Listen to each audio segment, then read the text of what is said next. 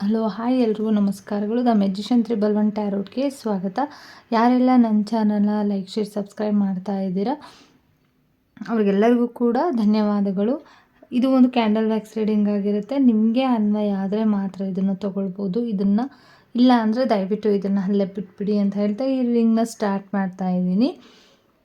ನಿಮ್ಮ ಪ್ರೀತಿಯಲ್ಲಿ ನಿಮ್ಮ ಒಂದು ಪ್ರೀತಿ ವಿಚಾರದಲ್ಲಿ ಯಾವ ರೀತಿ ಬದಲಾವಣೆಗಳು ಬರ್ತಾ ಇದೆ ಅಂತ ನೋಡೋಣ. ನೀವು ನಿಮ್ಮ ಪ್ರೀತಿ ಬಗ್ಗೆ ಆಗಿರ್ಬೋದು, ನಿಮ್ಮ ಪರ್ಸನ್ ಬಗ್ಗೆ ಆಗಿರ್ಬೋದು, ನೆನ್ಪು ಮಾಡ್ಕೊಳ್ಳಿ ಯಾವ ರೀತಿಯ ಬದಲಾವಣೆಗಳು ಬರ್ತಾ ಇದೆ ಅಂತ ನೋಡೋಣ.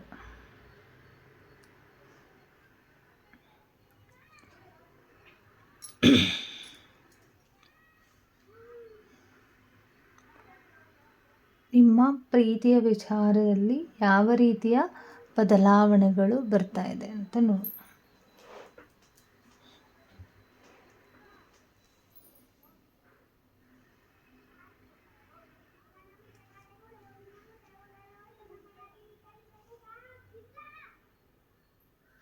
ಒಂದು ರಿಲೀಸ್ ಸಿಗ್ತಾ ಇದೆ ಇನ್ನು ಮುಂದಿನ ದಿನಗಳಲ್ಲಿ ಅಂತ ಬಂದಿರುವಂಥದ್ದು. ಅಂದರೆ ನೀವು ಒಂದು ರೀತಿ ಎಕ್ಸ್ ಬಗ್ಗೆ ಯೋಚನೆ ಮಾಡ್ತಾ ಇರೋದಾಗಿರ್ಬೋದು, ಆಗಿರೋದ್ರ ಬಗ್ಗೆ ಯೋಚನೆ ಮಾಡ್ತಾ ಇರ್ಬೋದಾಗಿರ್ಬೋದು, ಈಗ ಪ್ರೆಸೆಂಟ್ ನಡೀತಾ ಇರೋದ್ರ ಬಗ್ಗೆ ಕೆಲವರು ಯೋಚನೆ ಮಾಡ್ತಾ ಇದ್ದೀರಾ.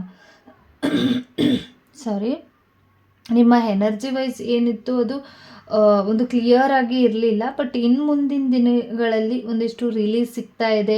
ಮತ್ತು ನೀವು ನಿಮ್ಮ ಎಕ್ಸ್ ಏನಾದರೂ ನಿಮಗೆ ಸಮಸ್ಯೆಗಳನ್ನ ಮಾಡ್ತಾ ಇದ್ದಾರೆ, ತೊಂದರೆಗಳನ್ನ ಕೊಡ್ತಾ ಇದ್ದಾರೆ, ಏನೋ ಬ್ಲ್ಯಾಕ್ ಮೇಲ್ ಮಾಡ್ತಾ ಇದ್ದಾರೆ ಅನ್ನೋ ಯಾರಾದರೂ ಟೆನ್ಷನಲ್ಲಿ ಇದ್ದರೆ ಇನ್ನು ಮುಂದಿನ ದಿನಗಳಲ್ಲಿ ಈ ವಿಚಾರವಾಗಿ ಒಂದಿಷ್ಟು ರಿಲೀಸ್ ನಿಮಗೆ ಸಿಗ್ತಾ ಇರುವಂಥದ್ದು, ಸ್ಟ್ರೆಸ್ ಕಡಿಮೆ ಆಗುವಂಥದ್ದು. ತುಂಬ ಬರ್ಡನಲ್ಲಿ ಇದ್ರಿ, ಸರಿಯಾಗಿ ನಿದ್ದೆ ಮಾಡ್ತಾ ಇರಲಿಲ್ಲ ಕೆಲವರು. ಆ್ಯಕ್ಚುಲಿ ಇಲ್ಲಿ ತುಂಬ ಅಂದರೆ ಯಾರಿಗೂ ಹೇಳ್ಕೊಳ್ದೇ ಇರುವಂಥ ಪರಿಸ್ಥಿತಿಲಿ ಇರ್ಬೋದು. ನಿಮ್ಮ ಪಾಸ್ಟಲ್ಲಿ ಇದ್ದಂಥ ಎಕ್ಸನ್ನು ನೆನ್ಪು ಮಾಡಿಕೊಂಡು ಅವರಿಂದ ಒಂದಿಷ್ಟು ರಿಲ್ಯಾಕ್ಸ್ ನಿಮಗೆ ಸಿಗ್ತಾ ಇರುವಂಥದ್ದು ಅಂತ ಕೂಡ ಬಂದಿರುವಂಥದ್ದು. ಮತ್ತು ನಿಮಗೆ ಪದೇ ಪದೇ ಫ್ಲರ್ಟ್ ಮಾಡ್ತಿರೋದು, ಇಷ್ಟೊಂದು ಫ್ಲರ್ಟ್ ಮಾಡಿದ್ದಾರೆ ಅನ್ನೋ ಒಂದು ವಿಚಾರ ಏನಿತ್ತು ಅದು ಕೂಡ ಇನ್ನು ಮುಂದಿನ ದಿನಗಳಲ್ಲಿ ಕಡಿಮೆ ಆಗುತ್ತೆ. ಎಂಡ್ ಮಾಡ್ಕೊಳ್ತೀರಾ ಎನರ್ಜಿ ವೈಸ್ ಅಂತ ಕೂಡ ಇದೆ. ಮತ್ತು ನಿಮ್ಮ ಏನೋ ಒಂದು ರೀತಿಯಲ್ಲಿ ಆರ್ಟ್ ಕನೆಕ್ಷನ್ ಏನಿತ್ತು ನಿಮ್ಮ ಪ್ರೀತಿ ವಿಚಾರವಾಗಿ, ಒಂದು ಆನೆಸ್ಟ್ ಪರ್ಸನ್ಸ್ ಯಾರಿದ್ರು ಅವ್ರನ್ನ ನೀವು ಮೀಟ್ ಮಾಡ್ತೀರಾ. ಅವರನ್ನು ನೀವು ಒಂದು ರೀತಿಯಲ್ಲಿ ಹೇಳ್ಕೊಳಕ್ಕಾಗದಿರೋಂಥ ಪರಿಸ್ಥಿತಿಲಿ ಕೆಲವರು ಇರ್ಬೋದು. ಅಂದರೆ ಓಪನ್ ಅಪ್ ಆಗಿ ಏನು ಹೇಳ್ಕೊಳ್ದೇನೆ ಇರ್ಬೋದು. ಬಟ್ ನಿಮಗೆ ಕನೆಕ್ಟ್ ಆಗ್ತಿರ್ಬೋದು ಅವರು ಮತ್ತು ನಿಮಗೆ ಕನೆಕ್ಟ್ ಆಗ್ತಾರೆ ಅಂತ ಕೂಡ ಕೆಲವ್ರದ್ದು ಬಂದಿರುವಂಥದ್ದು. ಅಂದರೆ ಆನೆಸ್ಟಾಗಿ ನಿಮ್ಮಿಬ್ರದ್ದು ಫೀಲಿಂಗ್ಸ್ ಒಂದೇ ಏನಿದೆ ಅವರು ನಿಮ್ಮ ಜೊತೆ ಕನೆಕ್ಟ್ ಆಗ್ತಾರೆ ಅಂತ ಕೂಡ ಬಂದಿರುವಂಥದ್ದು. ಬಟ್ ಕೆಲವ್ರಿಗೆ ಇಲ್ಲಿ ನೀವು ಆಲ್ರೆಡಿ ಅವ್ರನ್ನ ಮೀಟ್ ಮಾಡಿರ್ಬೋದು, ನಿಮ್ಮ ಪಾರ್ಟ್ನರ್ ಥರ ಥಿಂಕಿಂಗ್ ಮಾಡಿರ್ಬೋದು ಅವರು. ಈ ಥರ ಒಂದು ರೀತಿಯಲ್ಲಿ ಮುಂದಿನ ದಿನಗಳಲ್ಲಿ ನಿಮ್ಮನ್ನು ಪಾರ್ಟ್ನರ್ ಆಗಿ ಪಡ್ಕೊಳ್ಳುವಂಥದ್ದು ಕೂಡ ಇದೆ. ರೊಮ್ಯಾಂಟಿಕ್ ಆಗಿ ಪಾರ್ಟ್ನರ್ನ ಪಡ್ಕೊಂಡು ನಿಮ್ಮ ಜೊತೆ ಅವರು ಆಲ್ಮೋಸ್ಟ್ ತುಂಬ ಮುಂದೆ ಯೋಚನೆ ಮಾಡಿರ್ಬೋದು. ನಿಮ್ಮ ಒಂದು ಜೀವನದಲ್ಲಿ ಬೇರೆ ರೀತಿಯ ಸಮಥಿಂಗ್ ನಿಮ್ಮನ್ನ ಕನೆಕ್ಷನ್ ಹಿಡ್ಕೊಳ್ಳೋದಾಗಿರ್ಬೋದು, ಮ್ಯಾರೇಜ್ ಬಗ್ಗೆ ಯೋಚನೆ ಮಾಡ್ತಾ ಇರ್ಬೋದು, ನಿಮ್ಮನ್ನು ಮದುವೆ ಆಗಬೇಕು ಅಂತ ಅಂದ್ಕೊಂಡಿರ್ಬೋದು. ಇದು ನಿಜವಾಗಿರೋ ಪ್ರೀತಿನ ಅಲ್ವಾ ಅನ್ನೋದು ಕೆಲವ್ರಿಗೆ ಒಂದಿಷ್ಟು ಸ್ಟಕ್ ಎನರ್ಜಿನ ತಂದುಕೊಟ್ಟಿದೆ. ಹಾಗಾಗಿ ವೆಯ್ಟ್ ಮಾಡಿಸ್ತಿರ್ಬೋದು ನಿಮ್ಮ ಪ್ರೀತಿಯಲ್ಲಿ. ನಿಮಗೆ ಗೊತ್ತಾಗದೇ ಇರುವಂಥದ್ದು ಏನು ಸಿಚುವೇಶನ್ ನಡೀತಾ ಇದೆ, ಆ ಸಿಚುವೇಶನ್ ಇದು ನಿಜವಾಗಿರೋ ಪ್ರೀತಿ ಆದರೆ ನಿಮ್ಮ ಲೈಫಿಗೆ ಅವರು ಕನೆಕ್ಷನ್ ಆಗ್ತಾರೆ ಅಂತಲೂ ಕೂಡ ಅವರು ಕಾಯ್ತಾ ಇರ್ಬೋದು. ಕೆಲವ್ರಿಗೆ ಇಲ್ಲಿ ವೆಯ್ಟ್ ಮಾಡ್ತಾ ಇರುವಂಥವ್ರಿಗೆ ಅಂದರೆ ಒಂದು ನೀವು ಹೊಸ ಪ್ರೀತಿ ಆಗಿರ್ಬೋದು, ಹೊಸ ರಿಲೇಷನ್ಶಿಪ್ ಆಗಿರ್ಬೋದು, ಮತ್ತು ನೀವೀಗ ಆಲ್ರೆಡಿ ಅಟ್ಯಾಚ್ಮೆಂಟ್ ಇಟ್ಕೊಂಡಿರುವಂಥವ್ರಾಗಿರ್ಬೋದು. ಅವರು ವೆರಿ ಸೂನ್ ನಿಮ್ಮನ್ನು ಮೀಟ್ ಮಾಡಬೇಕು ಅಂತ ಕ್ಲಿಯರಾಗಿ ಡಿಸೈಡ್ ಆಗಿಬಿಟ್ಟಿರುವಂಥದ್ದು. ಇನ್ನು ಮುಂದಿನ ದಿನಗಳಲ್ಲಿ ಬರ್ತಾರೆ ಅವರು ಅಂತಲೂ ಕೂಡ ಇದೆ. ಅಂದರೆ ವೆಯ್ಟ್ ಮಾಡ್ತಾ ಇರುವಂಥವ್ರು, ಅವ್ರಿಗೆ ಗೊತ್ತಾಗ್ತಿದೆ ನಿಮ್ಮ ಫೀಲಿಂಗ್ಸ್ ಏನು ಅನ್ನೋದು ಅರ್ಥ ಆಗ್ತಿದೆ. ಅವರು ಕ್ಲಿಯರ್ ನಿಮ್ಮನ್ನ ಮೀಟ್ ಮಾಡಬೇಕು ಅಂತ ಯೋಚನೆ ಮಾಡ್ತಿರ್ಬೋದು. ಬಟ್ ಅವರು ಒಂದು ಥಿಂಕಿಂಗ್ ನೀವು ಕೊಟ್ಟಂಥ ಪ್ರೀತಿ ಏನಿದೆ ಅವ್ರಿಗೆ ಒಂದು ರೀತಿಯಲ್ಲಿ ಪಾಸಿಟಿವ್ ಆಗಿರ್ಬೋದು. ನೀವು ತೋರಿಸಿರುವಂಥ ಪ್ರೀತಿ ಏನಿದೆ ಅದು ರೊಮ್ಯಾಂಟಿಕ್ ಆಗಿರ್ಬೋದು, ಅಟ್ರಾಕ್ಷನ್ ಇರ್ಬೋದು, ಒಂದು ಸೆಲ್ಫ್ ರೆಸ್ಪೆಕ್ಟ್ನ ಹೇಳುತ್ತೆ ನಿಮ್ಮ ಪ್ರೀತಿ ಇಬ್ಬರದು ಕೂಡ. ಹಾಗಾಗಿ ಒಂದು ರೀತಿಯಲ್ಲಿ ಈ ರೀತಿ ಪ್ರೀತಿನ ಅವರು ಅಕ್ಸೆಪ್ಟ್ ಮಾಡ್ತಿರೋದು, ನೋಡ್ತಿರೋದು ಇದೇ ಫಸ್ಟ್ ಟೈಮ್ ಕೂಡ ಆಗಿರ್ಬೋದು, ನಿಮ್ಗಾಗಿರ್ಬೋದು, ಅವ್ರಿಗಾಗಿರ್ಬೋದು.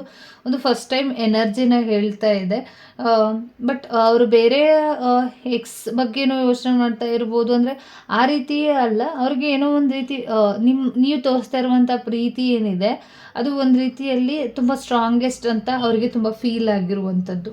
ಮತ್ತು ಇದಕ್ಕೆಲ್ಲ ನಿಮ್ಮ ಜೊತೆ ಕೆಲವರು ಇಲ್ಲಿ ನಿಮ್ಮನ್ನು ಮೀಟ್ ಮಾಡಬೇಕು ಅಂತ ಫ್ರೆಂಡ್ಸ್ನ ಮೀಟ್ ಮಾಡುವಂಥ ಸಾಧ್ಯತೆಗಳು ಕೂಡ ಇದೆ.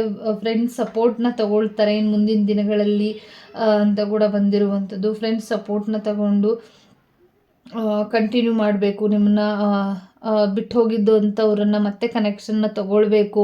ಅವರಿಗೆಲ್ಲ ತುಂಬ ನೆನಪುಗಳು ಕಾಡ್ತಾ ಇರುವಂಥದ್ದು. ಹಾಗಾಗಿ ಮತ್ತೆ ನಿಮ್ಮ ಜೊತೆ ರಿನ್ಯೂನಿಯನ್ ಆಗುವಂಥ ಚಾನ್ಸ್ ಬಗ್ಗೆ ಯೋಚನೆ ಮಾಡ್ತಾ ಇರ್ಬೋದು ಅಂತಲೂ ಬಂದಿರುವಂಥದ್ದು. ಕೆಲವರಿಗೆ ಇಲ್ಲಿ ಹೊಸ ಪ್ರೀತಿ ಬರುವಂಥದ್ದು, ನಿಮ್ಮ ಎಕ್ಸ್ ಬೇರೆ ಯಾರನ್ನೋ ಕನೆಕ್ಷನ್ನ ಇಟ್ಕೊಳ್ಳುವಂಥ ಸಾಧ್ಯತೆಗಳು ಕೂಡ ಇದೆ. ಮತ್ತು ಇಟ್ಕೊಂಡಿರ್ಬೋದು, ಅದು ಒಂದು ರೀತಿಯಲ್ಲಿ ನೀವು ಪರ್ಸನ್ ಒಂದು ರೀತಿಯಲ್ಲಿ ಫೀಲಿಂಗ್ಸ್ನ ಅರ್ಥ ಮಾಡ್ಕೊಳ್ತಾ ಇರ್ಬೋದು. ಹಾಗಾಗಿ ಅವ್ರ ಕಡೆ ಒಂಚೂರು ಡೈವರ್ಟ್ ಆಗ್ತಿದ್ದಾರೆ ಅಂತ ಕೂಡ ಇದೆ. ಬಟ್ ಅಂಡರ್ಸ್ಟ್ಯಾಂಡ್, ನೀವು ಅರ್ಥ ಮಾಡ್ಕೊಂಡ್ರೆ ನಿಮ್ಗೆ ಗೊತ್ತಾದರೆ ಆಲ್ರೆಡಿ ಅವ್ರ ಜೊತೆ ಮಾತಾಡೋದ್ರಿಂದನೂ ಕೂಡ ಈ ಸೊಲ್ಯೂಷನ್ಗೆ ಪರಿಹಾರ ಸಿಗಬಹುದು. ಓಕೆ, ಮತ್ತು ಒಂದು ರೀತಿಯಲ್ಲಿ ಅವರು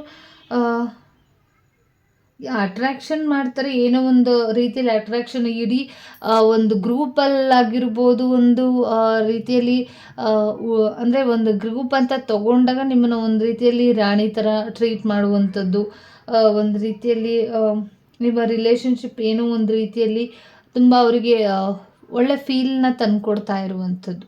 ಓಕೆ, ಎಂಗೇಜ್ಮೆಂಟ್ ಬಗ್ಗೆ ಯೋಚನೆ ಮಾಡ್ತಾ ಇದ್ದಾರೆ ಕೆಲವರು. ಇಲ್ಲಿ ನಿಮ್ಮ ಪ್ರೀತಿನ ಅಕ್ಸೆಪ್ಟ್ ಮಾಡಿಕೊಂಡು ಮನ್ಸರೇನೆ ನಿಮ್ಮ ಜೊತೆ ಮದುವೆ ಆಗಬೇಕು ಅಂತ ತೀರ್ಮಾನ ಕೂಡ ಮಾಡಿರ್ಬೋದು. ಮತ್ತು ಒಂದು ಚಾನ್ಸ್ ಅವ್ರಿಗೆ ಸಿಕ್ಕಿದರೆ ಸಾಕು ಅಂತ ವೆಯ್ಟ್ ಮಾಡ್ತಿದ್ದಾರೆ ಅಂತಲೂ ಕೂಡ ಇದೆ. ಈ ರಿಲೇಷನ್ಶಿಪ್ ಕಂಟಿನ್ಯೂ ಆಗಿಬಿಟ್ರೆ ಏನೋ ಮುಂದುವರಿಬೋದು ಅನ್ನೋದ್ರ ಬಗ್ಗೆನೂ ಕೂಡ ಅವ್ರ ಥಿಂಕಿಂಗ್ ಇದೆ. ಒಂದು ಪಾರ್ಟ್ನರ್ಶಿಪ್ ಆಗಿ ಯೋಚನೆ ಮಾಡ್ತಿದ್ದಾರೆ, ಒಂದು ಸೇಫ್ ಝೋನ್ ಆಗಿ ಯೋಚನೆ ಮಾಡ್ತಾ ಇರ್ಬೋದು.